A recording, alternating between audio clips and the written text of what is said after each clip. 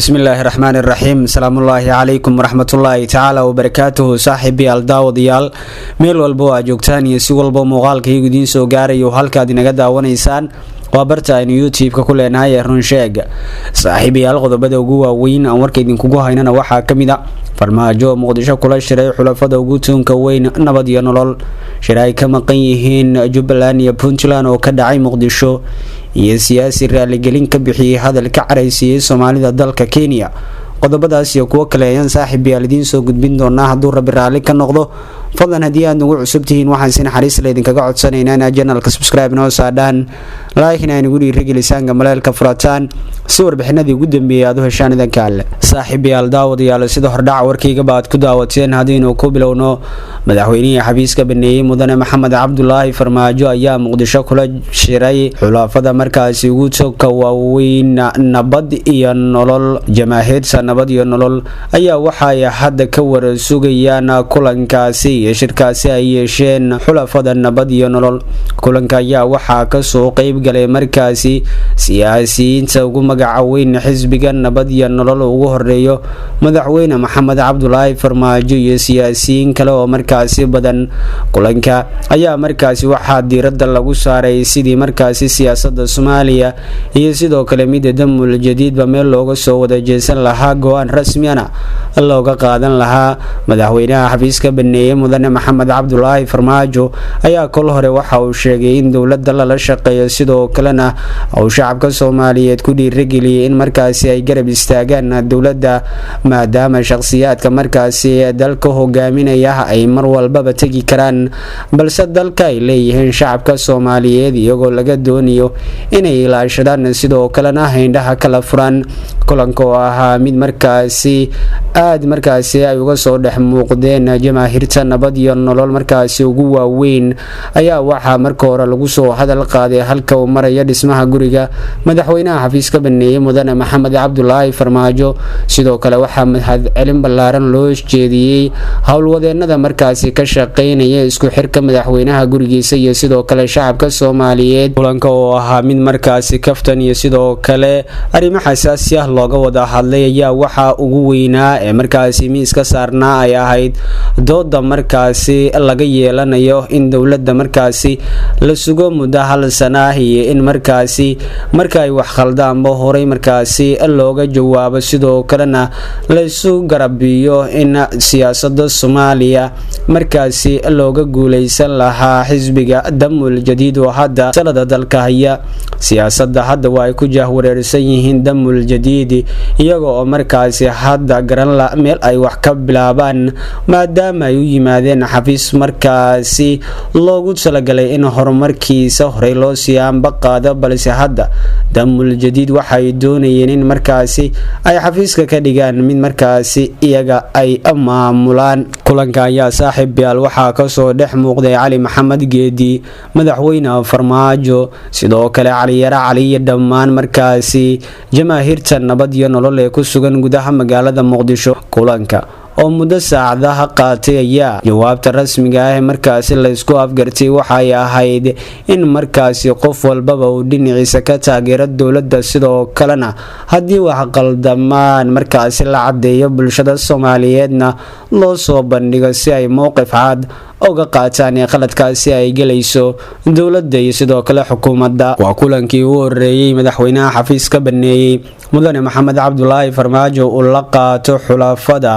markaasi nabad iyo nolol jamaahiirta ayaa hadda waxay madaxweyne farmaajo ka sugayaan in markaasi uu jeediyo kelmad markaasi dardaaran ah maadaama uusan weli bulshada markaasi uusan soo hor istaagin sidii markaasi uga warbixin lahaa siyaasadda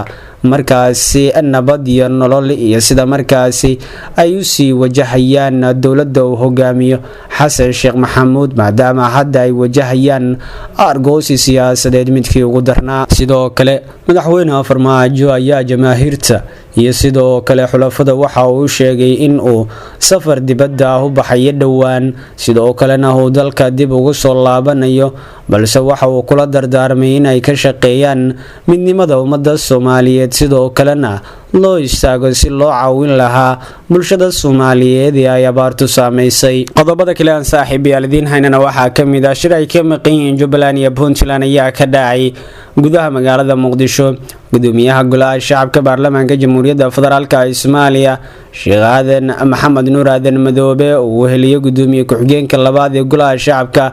Baarlamaanka Jamhuuriyadda Federaalka ee Soomaaliya Mudane Cabdullaahi Cumar Abshirow ayaa kulan la qaatay qaar ka mid ah gudoomiyaasha baarlamaanada dowlad goboleedyada Hirshabelle, Galmudug iyo sidoo kale xildhibaan Cali Siciid Fiqi oo wakiilka ahaa gudoonka Golaha Wakiilada dowlad goboleedka Koonfur Galbeed.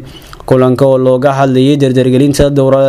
howlaha sharci dejinta iyo sidii ugu habboon ay wada shaqeyn karaan baarlamaanada dowlad goboleedyada dalka iyo kan federaalka. Gudoomiyaha Golaha Shacabka ayaa bogaadiyay doorka muhiimka ah ee ay kaga jiraan golayaasha wakiilada dowlad goboleedyada dalka, waxa uu sheegay in ay wada shaqeyn buuxda dhex mari doonto si loo helo aqoon kororsi ku aadan shuruucda golaha sharci dejinta dalka iyada oo loo ballansan yahay kulan wadajir ah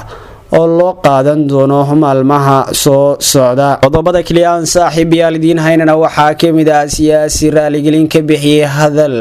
ka caraysiyay Soomaalida dalka Kenya. musharax xilka Barasafka Nairobi ee duqa magaalada caasimadda ugu tartamaya xisbiga talada Kenya haye iyo Jubilee ayaa ku qasbanaaday inuu raaligelin ka bixiyo hadalka ka caraysay qayb ka mid ah shacabka degan Nairobi. Ninkan oo lagu eedeeyay inuu si gaar ah u bartilmaameedsaday bulsho cayiman ayaa sheegay in hadaladiisa ay ka duwan yihiin sida loo fahmay inuu shakhsiyaad farta ku fiiqay. Siyaasigan oo sharaxaya waxa uu horey u yiri ayaa sheegay inuu ka hadlayay oo kaliya sida loogu kala horeeyo fursadaha shaqada, dhaqaalaha iyo faa'iidooyinka Nairobi. Raaligelinta ninkan ayaa daba socotay muuqaal si weyn u faafay oo laga duubay hadallo uu jeediyay isbuucii la soo dhaafay. muuqaalkaasi ayuu ku sheegay in baarlamaanka deegaanka ee Nairobi oo xubnihiisa ay u badan yihiin qoomiyadda Kukuku ay gacanta ku hayaan 3 xildhibaan oo Soomaali ah, kuwaas oo dhammaantood xubnaha kale ee markaasi ay gacanta ku hayaan. hase yeeshee ma uusan sheegin magacyada 3 ruux ee Soomaalida ee uu tilmaamay in aqalka wakiilada Nairobi maamulkiisa awoodiisa ay gacanta ku hayaan. xildhibaanada Golaha Wakiilada Nairobi waa 45 waa wada Kikuyu buu yiri, waxaana idin sheegi karaa in dhammaantood ay hoos jiraan ama ay ku hoos jiraan maamulka 3 Soomaali ah. taas waa xaqiiq jirta, qabashadu waa mid dhab ah. xitaa shalay waxay sameeyeen waxyaabo sharci darro ayuu yiri ninkaasi, balse hadda waxa uu soo saaray bayaan uu ku raaligelin uga bixinayo erayadaasi uu ku andacoonaya in si khaldan loo fahmay. hadallada horey uga soo yeeray siyaasigan ayaa si weyn uga caraysiyay Soomaalida Kenya. xildhibaanada Gaarisa Aadan Ducaale ayaa ka mid ahaa siyaasiyiinta caanka ee ka falceliyay hadalka ninkaasi oo markaasi qaab daran u hadlaya. qabyaaladda sida xishood la'aanta loo dhex dabaalanayo waa arrin nasiib darra, waa waxa looga naxo oo ka mid ah qof sheeganaya in uu waxbartay ayuu yiri xildhibaan Ducaale. waag saaxiibayaal intaas ayaan kusoo gabagabeynaa warkii aad ka daawanaysay Runsheeg TV. fadlan haddii aad nagu cusubtihiin waxaan si naxariis leh idinkaga codsanaynaa channelka subscribe noo saadhaan, like-na nagu dhiirigelisaan, gamaleelka furataan si warbixinadii ugu dambeeyay aad u heshaan idinka alle.